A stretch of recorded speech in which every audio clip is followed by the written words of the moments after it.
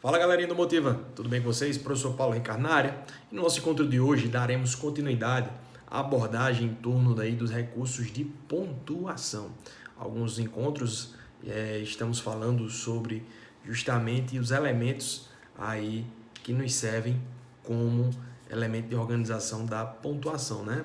A questão da vírgula, a questão do ponto e vírgula, a questão da exclamação, da interrogação, né? E outros tantos recursos aí. Lógico que naturalmente tem aqueles que são mais usados, mais comuns, muito fruto naturalmente do nosso contato, do nosso convívio, e quando se fala disso a gente pensa naturalmente na própria redação do Enem, a qual exige basicamente aí a utilização de alguns recursos, ponto de pontuação bem específicos, o ponto, a vírgula, né? O ponto e vírgula, talvez os dois pontos, o próprio travessão. Então aí vejam que são recursos muito naturais, fruto do nosso uso. Lógico que existem tantos outros, que também são comuns, fruto de determinados gêneros textuais, é isso que eu venho sempre lembrando a vocês, fruto de determinadas dinâmicas e modalidades de uso da língua. E quando eu falo modalidades, lembre a modalidade falada e a própria modalidade escrita. Paulo, por que isso? Uma coisa que a gente já vinha discutindo isso.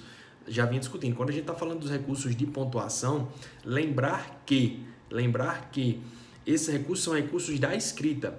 Porém, frequentemente, muitas vezes, eles tendem a reproduzir situações de fala, nas quais muitas vezes aí a gente acaba confundindo recursos, funções típicas da escrita com funções típicas da fala. Então, tem momentos realmente que a função daquele recurso coesivo, que é daquele recurso de pontuação, que é da escrita, não esqueçam disso, vai se confundir com funções, com efeitos de sentido típicos da oralidade. Então, a gente já teve várias situações disso. E outra coisa muito importante é que dentro das caracterizações das funções típicas dos sinais de pontuação que envolvem, logicamente, o texto escrito, a modalidade escrita da língua, como eu já falei, existem aquelas regras formais de seus usos. Porém, fruto da dinâmica da língua, das diferentes utilizações que eu posso fazer dos recursos, aí a gente vai ter efeitos de sentidos distintos, diversos, justamente para os sinais de pontuação, como várias outras situações eu já mostrei para vocês, e é como naturalmente o Enem costuma trabalhar muito, né? Esses efeitos de sentidos que são colocados aí em torno dos sinais de pontuação, comparando com situações muito típicas da oralidade. Beleza, gente? Tranquilo? Então, é uma retomada para a gente se situar aí e ficar atento. Hoje, vamos partir para um momento mais específico, um momento mais formal, vamos dizer assim, relembrando e atentando e aprendendo, né, regras mais específicas de alguns sinais de pontuação. E hoje vamos tratar especificamente, tanto no nosso momento aqui, neste momento, quanto no nosso momento ao vivo de debate, das regras de uso da vírgula, né? Vírgula, quando é que eu uso vírgula? Então, alguns questionamentos que eu já vou sinalizando aqui para vocês pensarem, para o nosso momento de debate, aí já temos algumas coisas, algumas ideias já levantadas. Aí eu vou tratar mais especificamente com vocês no nosso momento aí de debate. Por exemplo, a vírgula, quando usar a vírgula? Vocês sabem pelo menos uma regra básica de uso da vírgula, e quando eu falo isso tem que lembrar o seguinte: vírgula, assim como os outros sinais de pontuação, são recursos da escrita, eu sempre estou falando isso. Então, se eu estou falando de escrita, na hora que eu vou escrever, eu sigo padrões, eu sigo estruturas sintáticas. Se eu sigo estruturas sintáticas, eu estou falando ali que eu mexo com a estrutura da língua. Então, a vírgula tem a ver com estrutura sintática. Então, se eu vou colocar uma vírgula em determinado momento, tem a ver com os elementos sintáticos que ali estão. Então, essa é a primeira grande observação. E que regras são essas? Eu lembro de alguma regra, realmente eu coloco ali a vírgula sabendo que ali tem uma estrutura sintática específica. Então é isso que a gente já começa, primeiro ponto, para a gente lembrar, certo? Segundo ponto, a vírgula, Paulo, por muito tempo eu ouvi falar e escuto, muitas vezes, frequentemente, tal, que a vírgula indica pausa. E o ponto também indica pausa, só que tem uma diferença entre eles, né? A vírgula indica uma pausa curta, o ponto indica uma pausa longa. Será que é isso mesmo? Tá certo? Tá errado? Não tá, não sei, estou na dúvida. Então, 2 pontos. Que regras eu sei de uso da vírgula, já que é um recurso da escrita? A vírgula realmente indica pausa? O ponto também indica pausa? Sim ou não? Por quê? O que é que está certo nessas inquietações que eu faço? Beleza? E aí, a gente naturalmente chega a um terceiro ponto, que é justamente a prática. A questão não só da inferência. Muitas vezes não é agir por inferência, é lembrar das regras, tá? E não colocar a vírgula por achismo. Mas esse terceiro ponto tem muito a ver com a ideia da prática, quando eu associo a questão da memória fotográfica.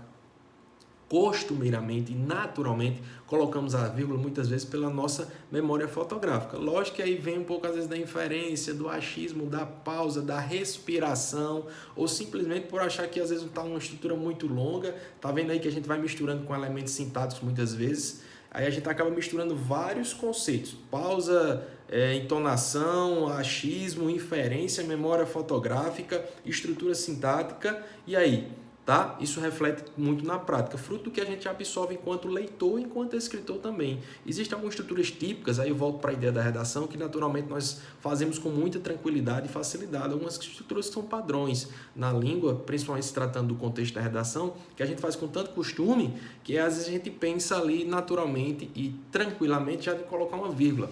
Mas aí é esse passo que a gente vai dar hoje muito firmemente. Entender ali que aquela vírgula ali ela vai ter uma função estrutural no texto. Ou melhor dizendo, aquela vírgula ali é fruto de um reflexo de uma estrutura que está posta. Ou seja, aquela vírgula em determinada situação ela vai acontecer justamente por causa da estrutura que ali está. Aí onde a gente vai ter algumas regrinhas de utilização da vírgula. Resumindo, a vírgula ela parte de uma análise estrutural da frase. Então só vai haver vírgula dependendo da estrutura que ali esteja. Ou seja, aí a gente chega numa listinha aí de regras e situações, que não é nada difícil. Muito nos ajudará a ideia de que vocês já conhecem essas estruturas pelo fato de usarem muito. Então a gente só vai precisar reconhecê-las para assim ter a confirmação ou não de determinados usos das vírgulas especificamente. Não esquecendo também que muitas vezes teremos situações que vão além dessas regras. Aí temos justamente os diferentes efeitos e sentidos que podem ser dados aos sinais de pontuação. E não seria diferente com o uso da vírgula. Beleza, gente? Tranquilo? Como exemplo, eu trouxe um trechozinho aí.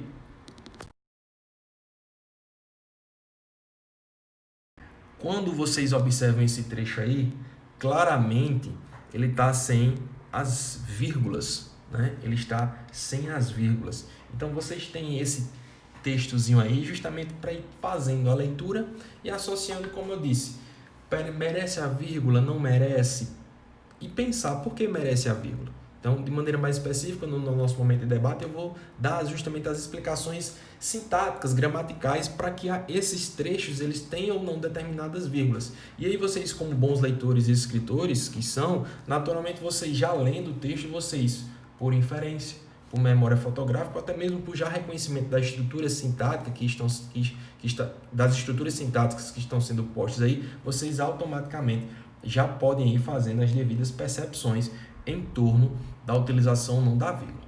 Vou lendo o trecho com vocês. Ele diz assim: segundo Steve Jobs, um dos fundadores da empresa Apple, a tecnologia move o mundo. Segundo Steve Jobs, um dos fundadores da empresa Apple, a tecnologia move o mundo. E aí, precisamos de uma vírgula aí? Só uma? Duas? Qual a função da vírgula aí quando ela foi colocada e por que ela foi colocada? Ou não precisamos de vírgula? Beleza? Percebam antes disso, de seguir, que esse parágrafo está dividido em um. Aí na segunda linha tem um ponto, ó. Na segunda, terceira, quarta linha há outro ponto, demarcando mais um período. Na quinta linha, outro ponto, mais um período. E na última linha, outro ponto. Ou seja, é um texto que está dividido em 1, 2, 3, 4 períodos. Tá? E entre os períodos há uma relação de sentido. Dentro dos períodos também tem a existência de relações lógicas. E essas relações lógicas vão sendo postas também muito fruto da utilização dos sinais de pontuação, inclusive da vírgula. Tá? Voltando para a segunda linha, diz assim: contudo, os avanços tecnológicos não trouxeram apenas avanços à sociedade, uma vez que bilhões de pessoas sofrem a manipulação oriunda do acesso aos seus dados no uso da internet. Nesse sentido, esse processo é executado por empresas que buscam potencializar a notoriedade dos seus produtos e conteúdos no meio virtual. Sob tal ótica, esse cenário desrespeita princípios importantes da vida social, a saber, a liberdade e a privacidade. Então, feita a leitura aí, claramente vocês aí no momento foram percebendo que, chamar a atenção aqui de vocês para mim, durante a minha leitura aí vocês foram percebendo que eu fui dando uma certa entonação. Aí a questão foi a minha entonação ou a entonação específica para o texto? Esse texto ele me exige uma entonação específica? Essa entonação influenciou ou não na questão do uso das vírgulas? Volta àquele questionamento que eu fiz para vocês lá no início. A vírgula tem a ver com entonação, com pausa? Será que realmente ela me pede, toda vez que eu tenho uma pausa, ela me pede isso ou não? Tá? Em que momentos aí eu preciso fazer justamente a utilização do sinal da vírgula? Beleza, gente? Então, são questionamentos muito pertinentes, a ideia de pausa, a ideia de que estruturas sintáticas eu tenho aí, a ideia da própria memória fotográfica, como falei, que são extremamente importantes nesse momento de identificação do uso da vírgula e de outros sinais de pontuação também. Então aí, vocês têm esse trechozinho, vão ter um tempinho aí mais para analisar e no nosso momento de debate a gente aí traça elementos mais específicos, inclusive as regras que se valem para determinar o uso do sinal de pontuação, de pontuação especificamente aí da vírgula que está posto aí nesse trecho. Beleza? Então é isso aí. Bom revê-los e até a próxima. Valeu!